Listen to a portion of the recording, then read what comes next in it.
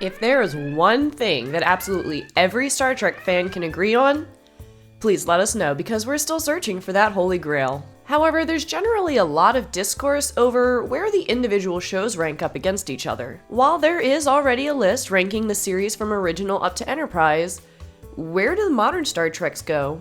Should the top spot go to Discovery, which is pushing the franchise ever onward, or Picard, which is balancing nostalgia with a slightly more cynical look at the Federation?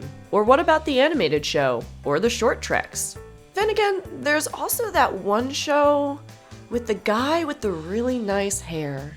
Taking into account audience review, along with critic consensus, this list will look at the 6 series that have been, at the time of writing, released. Who knows if or when the Section 31 show will finally land, or if the dream of an anthology series will ever get off the ground. With all that being said, I'm Bree from Trek Culture, and let's start with the series that, for better or worse, has impressed the least. Number 6. Star Trek Short Treks. Short treks is a fascinating idea. These are generally self-contained stories that allow an exploration of style and plot without needing to influence their wider series. There are some that serve as prequels, such as The Runaway or The Brightest Star, while others seem to exist in a universe of their own. Calypso, we are looking at you.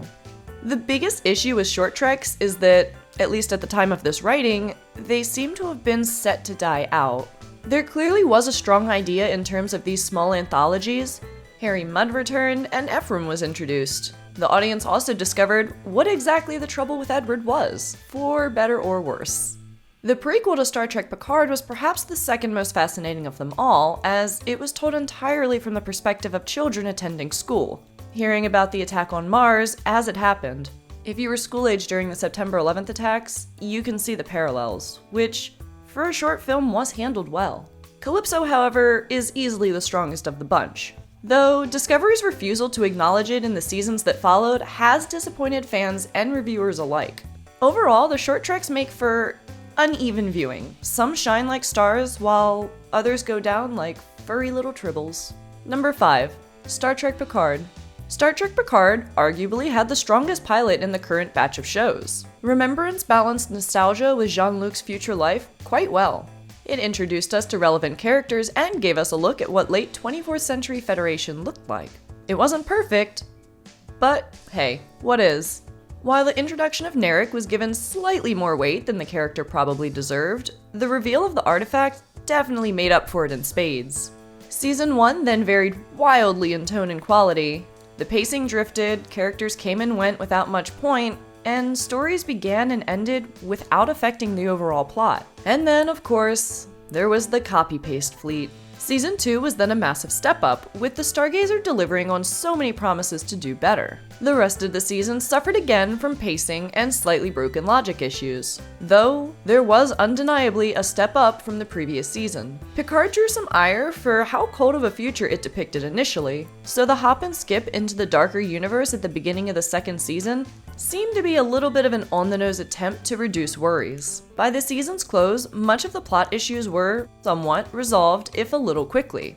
The third season, which will be the final season, will decide where exactly Picard lands in Star Trek history. Number 4. Star Trek Discovery. Star Trek Discovery is primarily the reason that there are so many new shows currently airing. It arrived with a bang in 2017, completely changing the format of the franchise and infuriating many audience members along the way. To put it mildly, Discovery divided opinions. The first season was something of a triumph that it even made it to air. Internal strife and staff losses meant that the usual production time was taken up with unsettled and rapid revisions. While the introduction of the Enterprise had always been planned for the final season, it did feel as though the show went through a soft reboot between seasons. The third and fourth seasons of Discovery, by and large, were the true arrival of the series. Sonequa Martin Green had settled nicely into the role of Captain Burnham, while Doug Jones remained the MVP as Saru. The fourth season introduced President Rillick, the part Cardassian, part Bajoran leader of the Federation, adding a layer of political intrigue that befitted the show.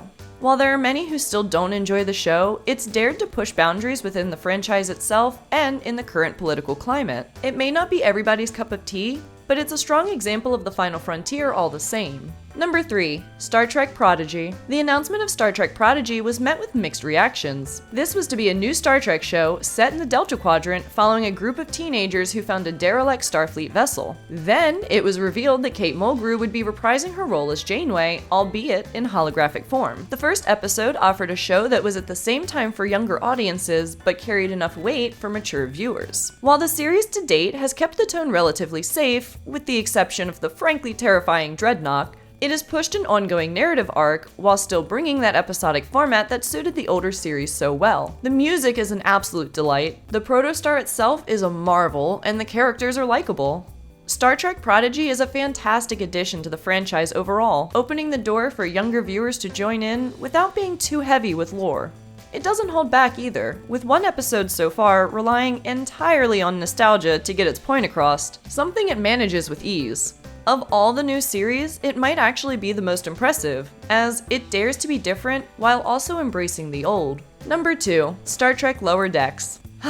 It pains me to place this one at number 2, as it very nearly took the top spot, and in fact, there was some heated discussion within the Trek culture crew going on about whether this belonged at the first or second spot. Star Trek Lower Decks is as close to perfect as any animated version of Star Trek has been. The casting, the style, the comedy is top-notch. The new characters are great, and the Easter eggs shatter the minds of those Manning cetacean observations. Lower Decks was a surprise. The only animation, bar a couple of short treks, that had come before was of course the original animated series. So, with the greatest of respect to Filmation, the expectations were somewhat low.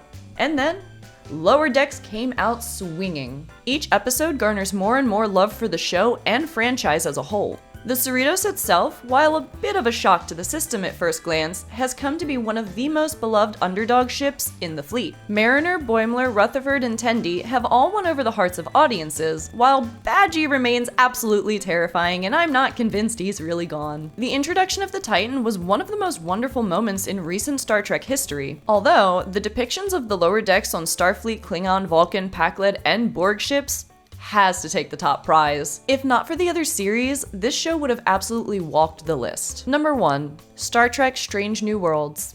Easily one of the most impressive live-action shows to debut since Enterprise is Strange New Worlds. It owes a debt to Discovery before it, which served as a soft pilot for the show. Following the crew of the Enterprise in the years that Christopher Pike commanded it, this was a return to episodic television that had been lacking from both Discovery and Picard. The casting is perfect. Anson Mount leads as Pike, though Rebecca Romaine gives a wonderful new spin on Una Chin Riley. Ethan Peck reprises his role of Spock that was introduced in Discovery, and delivers far more comedy than many expected. Outside of the trifecta, Celia Rose Gooding, Jess Bush, Babs Olusemakun, Melissa Navia, Bruce Novak, and Christina Chong are among the most likable and quickly developed cast that the franchise has seen in years. Though the first season has yet to finish airing, the show landed with a very welcome bang, and has provided examples of tension, comedy, swashbuckling, and of course, hijinks. It's the Star Trek that fans have been waiting for years. Nothing is ever perfect in this world, bar Anson Mount's hair of course, but it's shows like this that make it so easy for us to say, I love my job.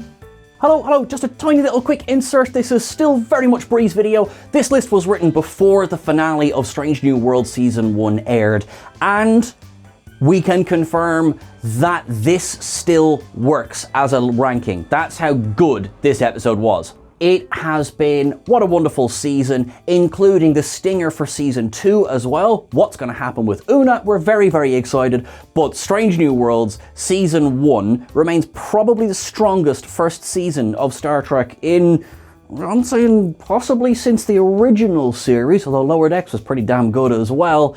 And it definitely remains number 1 of this list. Now, sorry Bree, back to you. Well, hopefully you agree with most of our placements, and if not, let us know in the comments down below why you disagree. You could also give us a like and subscribe here on YouTube, or find us on Twitter at TrekCulture. You can also find me on Twitter at TrekkieBree, and until next time, live long and prosper.